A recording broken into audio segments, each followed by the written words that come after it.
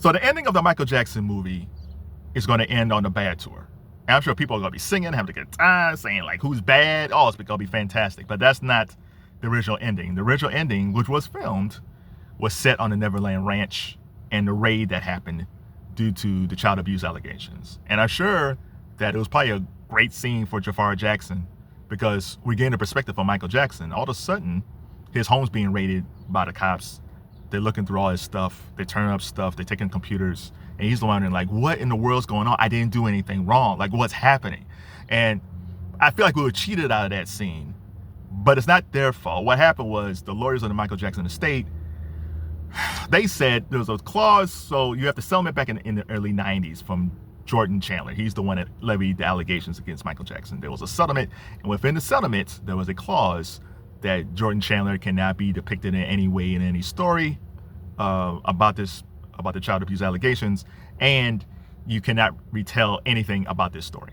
So even though the perspective was Michael Jackson at his home being raided by the police from these allegations, even though Jordan Chandler is not being referenced in any way or his name's being changed to protect the innocent, they could not show that scene. So what happened was they had to cut that. Lionsgate said, no, we don't want the legal hassle.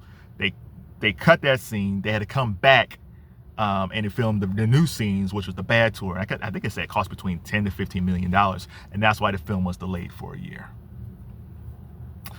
Kudos to Antoine Fuqua and the writers for meeting this head on, because what's going to happen is people can go to the movies, and for people who don't know this information, they're going to see the movie and see bad. It's like, oh my God, that's fantastic, but what happened to the legal stuff? And then there's other people who knows all this stuff is going on, and it's still going to say, oh my God, bad is fantastic, but I want to see that other ending. I want to see the original ending. And the problem is, because usually in these situations, we have deleted scenes to put on YouTube or something like that. I guess from a legal standpoint, we probably won't even get the deleted scene on YouTube. They all have to almost skip that whole, if there is a part 2, they almost have to skip that whole thing and then time jump it, which is unfortunate, because that's a major part of Michael Jackson's life. Now, it's weird because I think Lionsgate said, or somebody said, that they'll make another sequel if it makes $700 million. Now, I never heard of that before, but there's a number saying like, okay, you have to make this amount for a sequel. So listen, if you're a Michael Jackson fan, go like 2-3 times to see this film, because we got to get that thing up to $700 million. But regardless, even if it makes $500 million or $400 million, I think the fans, because if the fans find out later, even now or later, that scene was deleted, I think the fans was like, we want to see part 2. We want to see what Michael Jackson went through that initial child abuse allegations and in the trial. Like, people seem to forget, like, they show Michael Jackson dancing on the car. They show Michael Jackson in court, like looking at documents like this. They show Michael Jackson walking in with an umbrella. But people forget Michael Jackson was fighting for his life in that trial. Like, Michael Jackson very easily could have gone to prison, but he won. He won. He beat those charges and he won.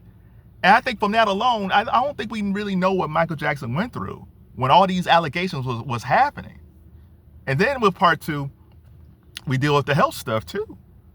You know, they might do the propofol thing if they do a part 2. I don't know, but if they're going to go all in, they got to show everything.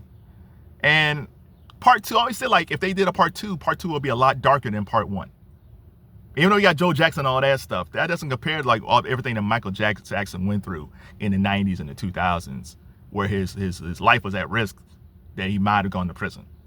And I think the fans want to see everything. And again, during that time, you got the Dangerous album. You got him working with Scream with Janet Jackson. You got the Invincible album. So you still got really good music coming down the pike. But I think from a director standpoint, by Antoine Fuqua, and an acting standpoint from Jafar Jackson, I think is important for the second part to be made. And most importantly is for the fans. And kudos to Antoine Fuqua and the writers and the producers for meeting this head on. Because some people, when they do biopics, they just kind of want to scrub it clean of any stuff that's sketchy or anything that could be controversial. But they said, no, we're going to meet this head on. Because Michael Jackson never went to jail for anything. The only thing he had was that one settlement. Everything else, he fought back. And I think that's important to see. So what do you guys think? Do you think Lionsgate did the right thing by just tearing up, deleting that whole last third of the movie? I guess they did, because they don't want to get sued. But at the same time, I mean, it did happen. And I hope people I hope people find this out before they see the film. Because I don't want people saying, well, hey, what happened to the child abuse allegations? What was that? It's like, they tried to tell you the truth. But because some clause in 1993, they couldn't do it.